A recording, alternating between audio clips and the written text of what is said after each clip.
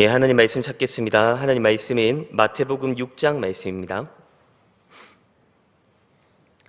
신약성경 8페이지쯤 마태복음 6장 19절에서 34절까지 말씀입니다. 마태복음 6장 19절에서 34절까지 말씀, 우리 한 절씩 교독하도록 하겠습니다. 너희를 위하여 보물을 땅에 쌓아두지 말라. 거기는 좀과 동록이 해하며 도둑이 구멍을 뚫고 도둑질하느니라.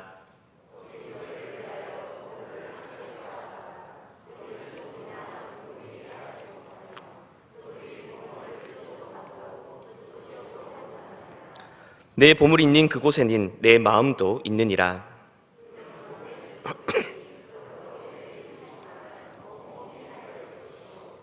눈이 나쁘면 온몸이 어두울 것이니 그러므로 내게 있는 빛이 어두우면 그 어둠이 얼마나 더하겠느냐.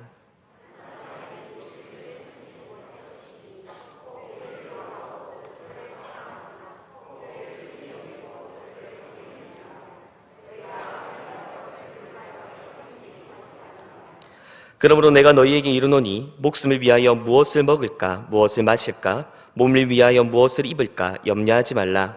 목숨이 음식보다 중하지 아니하며 몸이 의복보다 중하지 아니하냐.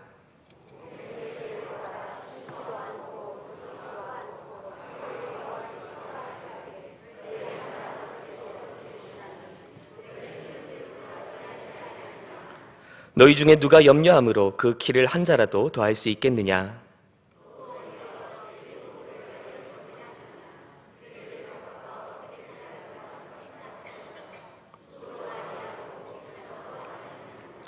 그러나 내가 너희에게 말하노니 솔로몬의 모든 영광으로도 입는 것이 이 꽃 하나만 갖지 못하였느니라.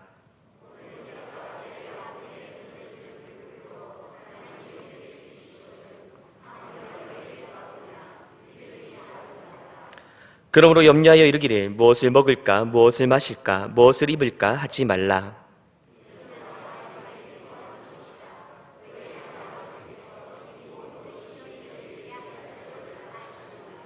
그런즉 너희는 먼저 그의 나라와 그의 의를 구하라. 그리하면 이 모든 것을 너희에게 더하시리라.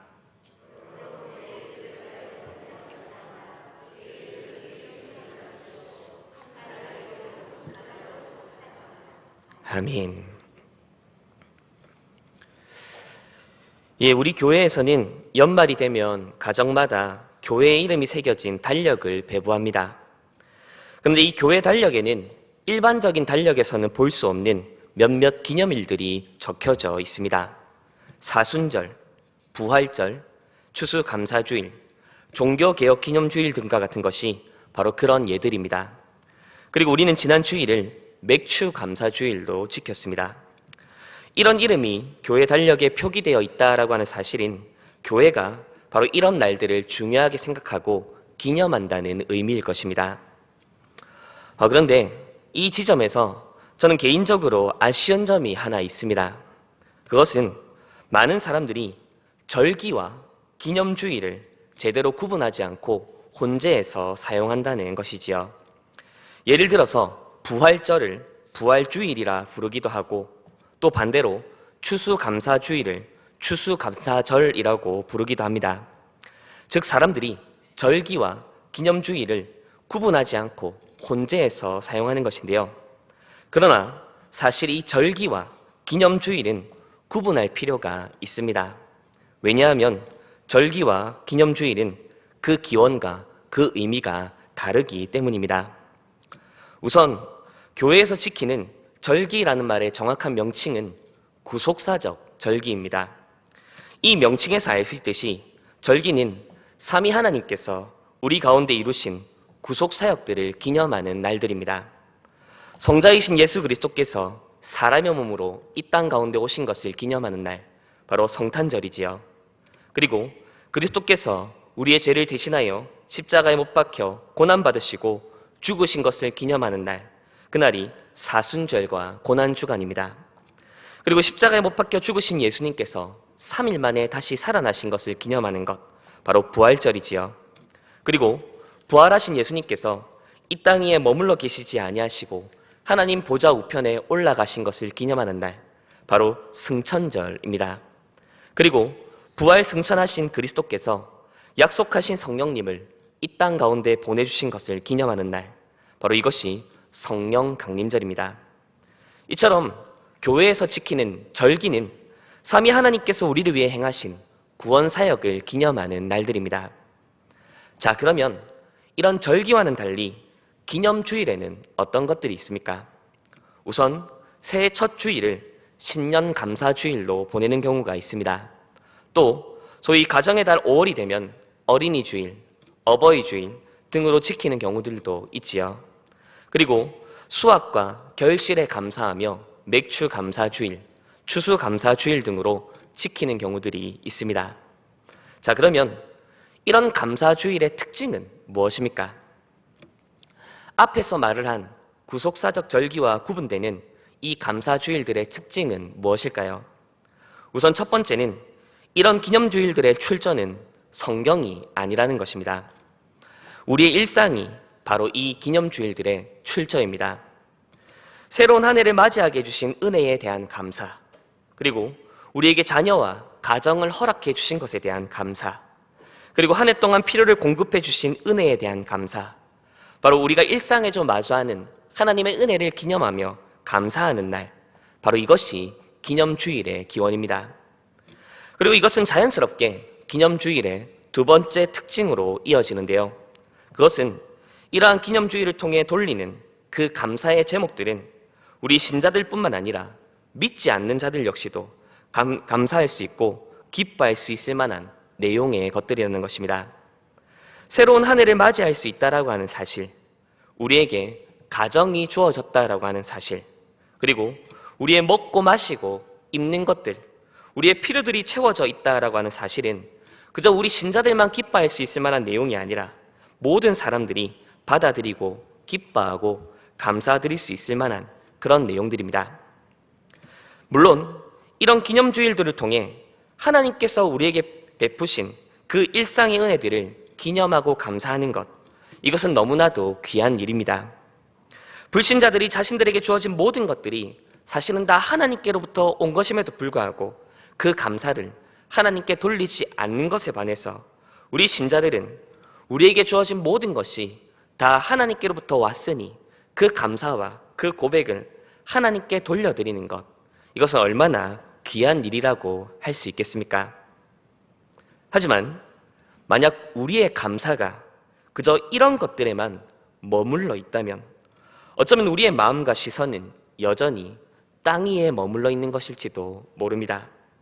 그렇게 비록 감사하는 대상은 하나님의 이름을 부르고 있지만 그 감사의 내용이 여전히 땅의 것들로 채워져 있는 것이지요.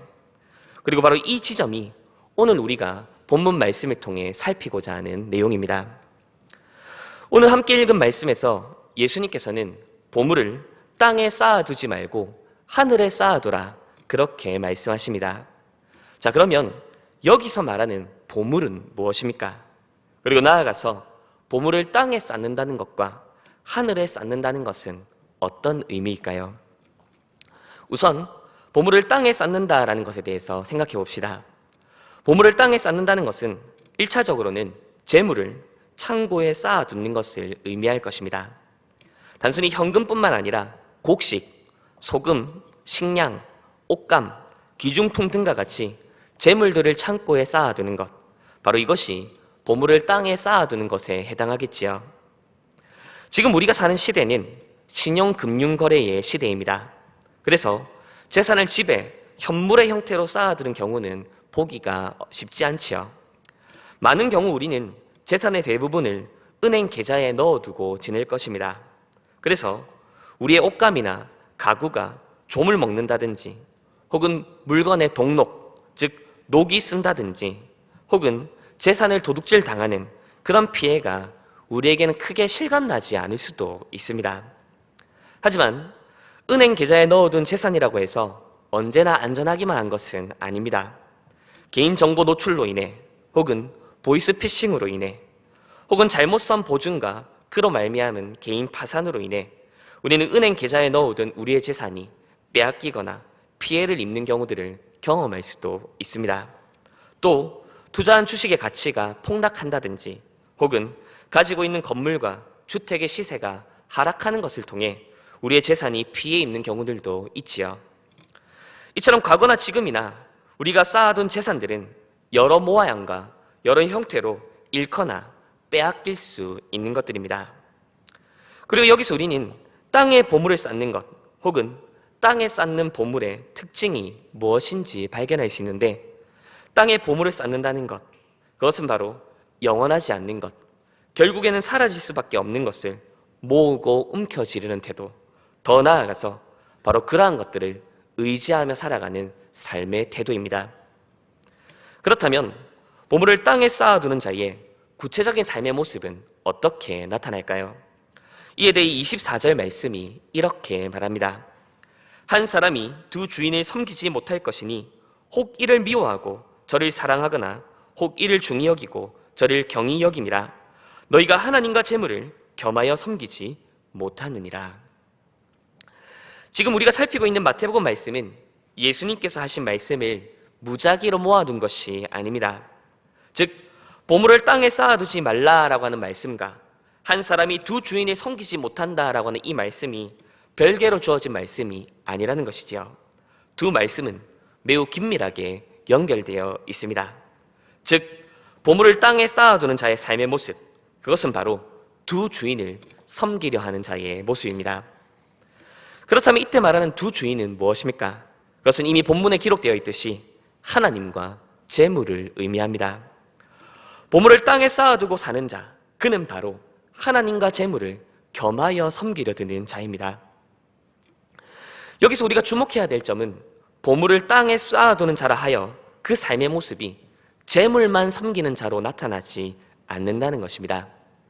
지금 예수님께서 말씀하는 그 사람은 재물만 섬기는 자가 아닙니다.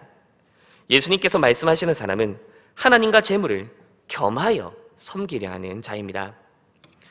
보물을 땅에 쌓으며 사는 자, 그는 하나님을 섬기면서 동시에 재물도 함께 섬기려 하는 자입니다. 우리는 보물을 땅에 쌓아놓는다라고 하는 그 삶이라고 하면 너무나도 쉽게 믿음이 없는 자의 삶, 하나님을 알지 못하는 자의 삶, 불신자들이나 보이는 그런 태도라고 넘겨짓기 쉽습니다. 그래서 보물을 땅에 쌓아두는 삶이라고 하면 곧바로 하나님이 아니라 재물을 섬기는 삶이라고 그렇게 여기기 쉽지요. 하지만 우리는 오늘 본문을 포함한 이 산상수훈 말씀이 불신자에게 주어진 말씀이 아니라 바로 예수님의 제자들에게 주어진 말씀이라는 것을 기억할 필요가 있습니다. 지금 예수님께서 말씀하시는 대상은 하나님을 전혀 알지 못하는 자들이 아니라 하나님을 알고 믿는다고 말하는 자들입니다. 그런데 바로 그 하나님을 믿는다라고 말하는 자들이 보물을 땅에 쌓는 그 삶을 살아갈 수 있다, 그렇게 말하고 계신 것이죠.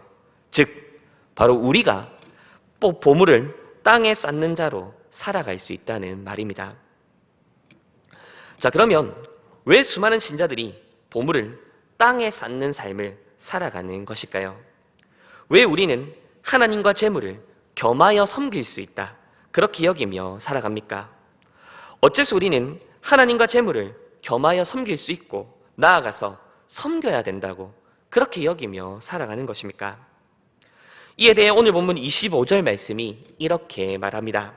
그러므로 내가 너희에게 이르노니 목숨을 위하여 무엇을 먹을까, 무엇을 마실까, 몸을 위하여 무엇을 입을까 염려하지 말라. 목숨이 음식보다 중하지 아니하며 몸이 의복보다 중하지 아니하냐. 예수님께서는 하나님과 재물을 겸하여 섬기려 하는 자들에게 무엇을 먹을까, 마실까, 입을까를 두고 염려하지 말라, 그렇게 말씀하십니다.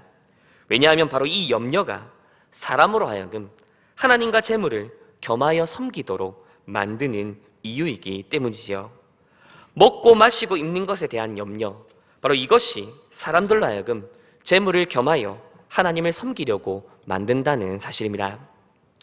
자, 그런데 사실 이 염려만으로는 하나님과 재물을 겸하여 섬기도록 만드는 원인이라고 말할 수는 없습니다. 만약 먹고 마시고 입는 문제, 곧 살아가기 위해 필요한 것들에 대한 걱정과 염려가 문제라고 한다면 그 필요를 하나님께서 채워주시리라 그렇게 믿으면 이 문제가 해결되지 않겠습니까?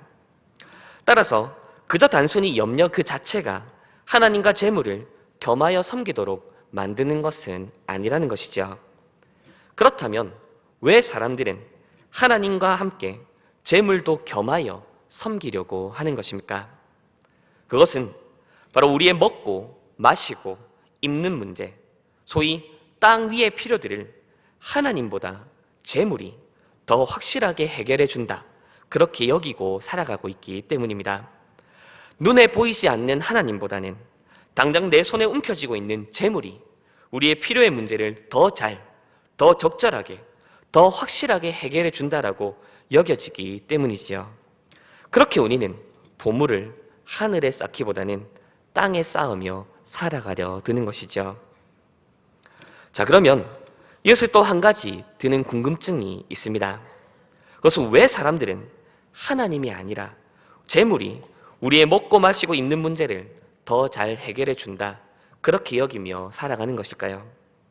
어째서 사람들은 하나님보다 재물이 우리의 필요를 더 확실하고 적절하게 해결해 줄 거라, 채워줄 거라 그렇게 생각하는 것입니까?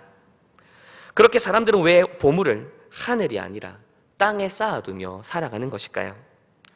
이에 대해 예수님께서는 오늘 본문 22절, 23절을 통해 이렇게 말씀하십니다. 눈은 몸의 등불이니 그러므로 내 눈이 성하면 온몸이 밝을 것이요 눈이 나쁘면 온몸이 어두울 것이니 그러므로 내게 있는 빛이 어두우면 그 어둠이 얼마나 더하겠느냐. 눈이 성하면 온몸이 밝을 것이요 눈이 나쁘면 온몸이 어두울 것이니, 사람들이 하나님과 재물을 겸하여 섬기려 하는 이유, 나아가 하나님보다도 재물을 더 많이 의지하는 이유, 그것은 바로 우리의 눈이 어둡기 때문이다, 그렇게 말씀하십니다. 성경에서 눈은 종종 판단과 분별력, 그리고 나아가서 이해와 깨달음이라고 하는 의미와 관련되어 사용되는 경우가 많이 있습니다. 그래서 눈이 성하다라고 하는 말은 바른 이해와 깨달음을 통해 바라보아야 될 대상을 온전히 바라보는 것을 의미합니다. 반대로 눈이 나쁘다라고 하는 것은 무지와 깨달지 못함, 안매함 가운데 그로 인해 바라보아야 될 대상을 제대로 바라보지 못하는 상태를 의미합니다. 그리고 바로 이것이 우리가 보물을 땅에 쌓으며 살아가는 이유입니다. 눈이 어두워서 진정 우리의 필요를 채우시고 공급하시는 분이 누구신지 알지 못하기 때문에, 그리고 나아가서 우리의 진짜 필요가 무엇인지 알지 못하기 때문에 오늘도 우리는 보물을 하늘이 아니라 땅에 쌓아두며 그렇게 하나님과 재물을 겸하여 섬기며 살아가려 한다는 것이죠. 자, 그러면 우리는 어떻게 해야 우리의 눈이 밝아질 수 있습니까? 어떻게 해야 우리의 눈이 밝아져서 우리가 마땅히 바라봐야 될 것을 바라볼 수 있고 구해야 될 것을 구할 수 있습니까? 이에 대해 신약성경 에베소서 1장에서 다음과 같이 이야기하는데요. 신약성경 310페이지 에베소서 1장 17절에서 19절은 이렇게 우리에게 말해주고 있습니다. 에베소서 1장 17절에서 19절 말씀입니다. 우리 주 예수 그리스도의 하나님 영광의 아버지께서 지혜와 계시의 영을 너희에게 주사 하나님을 알게 하시고 너희 마음의 눈을 밝히사 그의 부르심의 소망이 무엇이며 성도 안에서 그 기업의 영광의 풍성함이 무엇이며 그의 힘의 위력으로 역사하심을 따라 믿는 우리에게 베푸신 능력의 지극히 크심이 어떠한 것을 너희로 알게 하시기를 구하노라. 아멘. 지혜와 계시의 영을 너희에게 주사 너희의 마음의 눈을 밝히사. 우리의 어두워진 눈을 밝히는 능력, 그것은 다름 아닌 지혜와 계시의 영이신 성령 하나님이 역사하실 때 가능한 일입니다. 성령님께서 우리 가운데 역사하셔서 우리의 눈을 밝혀주실 때 비로소 우리는 하나님을 바라볼 수 있습니다. 그리고 나아가 하나님께서 우리에게 일으키신 놀라운 역사들을 깨달을 수 있습니다. 부르심의 소망, 영광의 풍성함, 능력의 지극히 크심과 같은 바로 하늘의 일들을 바라보고 깨달을 수 있는 것이죠. 자, 그런데 여기서 우리가 기억해야 될 사실은 하나는, 여기서 언급된 성령님의 역사는 무언가 특별하고 신비로운 역사를 의미하는 것이 아니라는 사실입니다. 지금 바울 사도가 에베소 교회 성도들을 위해 기도하는 내용은 성령님께서 어떤 특별하고 신비한 능력으로 역사하셔서 에베소 교회 성도들에게 특별한 가르침과 특별한 깨우침을 주라고 그렇게 간구하는 것이 아닙니다. 지금 바울 사도가 간구하는 내용은 성령님께서 우리 가운데 행하시는 아주 일반적이고 보편적인 일하심에 대한 간구와 기도입니다. 자, 그러면 왜 우리는 여전히 우리 스스로 눈이 어두운 자인 것처럼 여겨집니까? 우리는 예수님을 우리의 구주로 믿고 고백할 때 성령님께서 이미 우리 가운데 찾아오셔서 지금도 우리 가운데 역사하고 계심에도 불구하고 왜 우리는 여전히 무지와 어리석은 가운데 머물러 있는 것처럼 여겨집니까? 그렇게 왜 여전히 우리는 보물을 땅에 쌓으며 하나님과 재물을 겸하여 섬기려 그런 삶을 살아가고 있는 것처럼 느껴질까요? 사실 여기에는 다양한 이유와 원인이 있을 수 있다, 그렇게 생각을 합니다. 그 중에서 가장 큰 문제 중 하나는 바로 익숙함의 문제가 아닐까 생각합니다. 복음의 말씀을 통해 우리의 죄인됨을 깨닫고 예수님을 우리의 구주로 영접하는 이 일은 결코 인간 스스로의 선택과 깨달음의 결과가 아닙니다. 성령으로 아니하고는 어느 누구도 예수님을 주라 고백할 수 없습니다. 예수님을 구주로 영접하는 일은 성령께서 우리 마음의 눈을 밝혀주신 결과입니다. 그렇게 이제 우리에게는 그리스도 안에서 성령님으로 말미암은 새로운 삶이 주어졌습니다. 그런데 문제는 이 새로운 삶이 그저 가만히 있으면 저절로 사라지는 것은 아니라는 사실입니다. 비록 새로운 삶이 우리에게 주어졌지만 우리에게는 여전히 이전의 삶의 흔적들이 고스란히 남아 있습니다. 나아가 이전의 생각과 생활 방식을 따르는 것이 우리에게 주어진 새로운 삶의 방식을 따르는 것보다 아직은 너무나도 익숙합니다. 그렇게 우리는 성령님으로 말미암아 주어진 새로운 삶이 아니라 이전의 익숙한 모습대로 살기를 편애합니다. 그렇게 나타난 결과가 무엇일까요? 바로 보물을 땅에 쌓는 것입니다.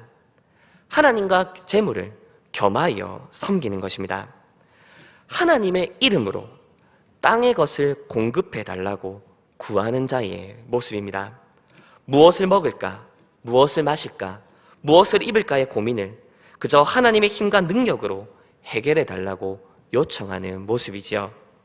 이방인이 구하는 것을 하나님의 이름으로 구하는 모습입니다. 그리고 어쩌면 바로 이것이 우리가 다양한 기념주의를 지키는 모습 중 하나가 아니겠습니까? 우리는 하나님을 모르는 자들로 간구할 만한 것을, 기뻐할 만한 것을, 감사할 만한 것을 그저 하나님의 이름으로 감사하며 간구하는 데 머물러 있지는 않습니까? 그렇게 우리는 보물을 땅 위에 쌓는 그 삶을 추구하면서 그것들을 그저 하나님의 이름으로 간구하고 하나님의 이름으로 감사하고 있지는 않습니까? 그렇게 우리는 우리의 보물을 땅에도 쌓으면서 동시에 하늘에도 쌓고 싶은 그런 욕심을 부리고 있지는 않습니까? 이처럼 그리스도 안에서 성령님으로 말미암아 우리에게 주어진 이 새로운 삶의 부르심은 이미 우리에게 주어진 것이지만 우리도 모르는 사이에 이전에 우리의 익숙한 삶의 모습으로 돌아갈 가능성이 너무나도 많습니다. 이전에 익숙한 생활과 사고방식을 따라 살면서도 거기에 하나님의 이름만 갖다 붙이면 마치 새로운 삶인 것처럼 착각하며 지낼 때가 많이 있습니다. 따라서 우리에게는 이 새로운 삶에 익숙해지기 위한 연습과 훈련이 필요합니다. 보물을 땅에 쌓는 것이 아니라 하늘에 쌓는 훈련과 연습이 필요한 것이죠. 물론 여기서 말하는 연습과 훈련은 우리 신앙생활에 있어서 연습과 훈련이 따로 있고 실전이 따로 있다, 그런 의미의 말씀이 아닙니다. 이때 말하는 연습과 훈련이 필요하다라고 하는 것은 바로 우리에게 하늘의 것을 추구하는 반복된 실천이 필요하다는 의미입니다. 보물을 땅에 쌓는 것이 아니라 하늘에 쌓는 그 삶의 반복된 실천이 필요하다는 것이지요. 그렇다면 이 새로운 삶을 위해 우리에게는 어떤 실천이 필요합니까? 그것은 땅의 것이 아니라 하늘의 것을 구하는 모습입니다. 하나님의 이름으로 땅의 것을 구하는 것이 아니라 하나님의 이름으로 하늘의 것을 구하는 모습이지요. 그럼 이때 말하는 하늘의 것은 무엇을 의미할까요? 여기서 다시 한번 조금 전에 읽은 에베소서 1장 17절에서 19절까지 말씀을 살펴보겠습니다. 우리 주 예수 그리스도의 하나님 영광의 아버지께서 지혜와 계시의 영을 너희에게 주사 하나님을 알게 하시고 너희 마음의 눈을 밝히사 그의 부르심의 소망이 무엇이며 성도 안에서 그 기업의 영광의 풍성함이 무엇이며 그의 힘의 위력으로 역사하심을 따라 믿는 우리에게 베푸신 능력의 지극히 크심이 어떠한 것을 너희로 알게 하시기를 간구하노라. 여기서 바울 사도가 에베소 교회 성도들을 위해 간구하는 내용들은 무엇입니까? 여기에는 무엇을 먹을까, 무엇을 마실까, 무엇을 입을까에 대한 간구가 들어있지 않습니다. 즉 이방인들, 하나님을 모르는 자들도 간구할 수 있을 만한 것이 들어있지 않지요. 그렇다면 바울 사도가 에베소 교회 성도들을 위해 기도하는 내용은 무엇입니까? 그것은 바로 그들로 하나님을 알며 그들을 향한 부르심의 소망이 무엇인지 알며 기업의 영광의 풍성함이 무엇인지 알며 하나님의 일하심 속에 나타난 능력의 지극히 크심이 무엇인지를 깨닫는 것입니다. 즉 바울 사도가 에베소 교회 성도들을 위해 간구하는 하늘의 일, 그것은 바로 복음 가운데 나타난 하나님의 일하심을 더 풍성하게 깨닫는 모습이죠. 그리고 바로 이 지점에서 우리는 오늘 설교를 시작하면서 언급했었던 절기와 기념주일의 차이에 대해서 다시 한번 생각해 볼 필요가 있습니다. 기념주일과 구속사적 절기의 가장 큰 차이는 무엇입니까? 그것은 기념주일이 하나님을 모르는 자들도 감사할 수 있을 만한 것들을 하나님께 감사하는 날인 반면에 구속사적 절기는 오직 복음으로 말미암아 삼위 하나님의 일하심을 믿고 경험한 자들, 그렇게 삼위 하나님의 일하심으로 말미암아 구원의 은혜를 경험한 자들만이 감사할 수 있는 날들이라는 사실입니다. 그런데 안타깝게도 지난날 우리 한국교회는 기념주일에 비해서 이 구속사적 절기를 지키는 데에 너무나도 미흡했습니다. 신년주일, 어린이 어버이 주일, 추수감사주일과 같은 기념주일을 지키는 데에는 많은 관심을 가지고 있었지만 승천절, 성령 강림절 등과 같은 것을 지키는 데에는 너무나도 소홀했습니다. 많은 교회들이 1년 중 가장 많은 헌금을 거둬들이는 기간 중에 하나가 추수감사주일이 있는 기간이라고 말합니다. 반면 승천절, 성령 강림절에는 헌금은커녕 그런 날이 있는지조차 모르는 성도들이 너무나 많이 있지 않습니까? 이것은 결국 우리의 관심사가 무엇에 초점 맞추어져 있는지를 보여주는 단적인 예라고 할 수 있습니다. 우리의 관심사가 여전히 땅의 것에 초점 맞추어져 있다는 사실을 보여주는 것이지요. 삼위 하나님께서 우리에게 베푸신 구원의 일이 아니라 무엇을 먹을까, 무엇을 마실까, 무엇을 입을까에 대한 더 많은 관심을 가지고 있다는 것을 나타내 보여줍니다. 이런 때에 우리는 구속사적 절기가 지닌 의미를 회복할 필요가 있습니다. 그저 단순히 날짜에 맞추어서 해당 절기 자체를 지키자는 의미가 아닙니다. 우리가 주일이라는 날을 통해서, 예배를 통해서 진정으로 기억하고 기념해야 될 바가 무엇인지 회복되어야 된다는 말입니다. 우리가 주일 예배를 통해 기억하고 기념해야 될 내용은 저 불신자들, 이방인들도 구할 수 있을 만한 것들이 아닙니다. 우리가 주일 예배를 통해 기억하고 기념하며 감사해야 될 것은 바로 삼위 하나님께서 우리 가운데 이루어주신 일들, 곧 하늘의 일들입니다. 우리가 매주일 예배를 통해 경험하고 기념해야 될 일이 바로 이러한 일들이죠. 우리가 예배의 자리에서 기대해야 될 것은 삼위 하나님께서 우리를 위해 안겨다 주신 구원의 은혜를 누리고 경험하는 것입니다.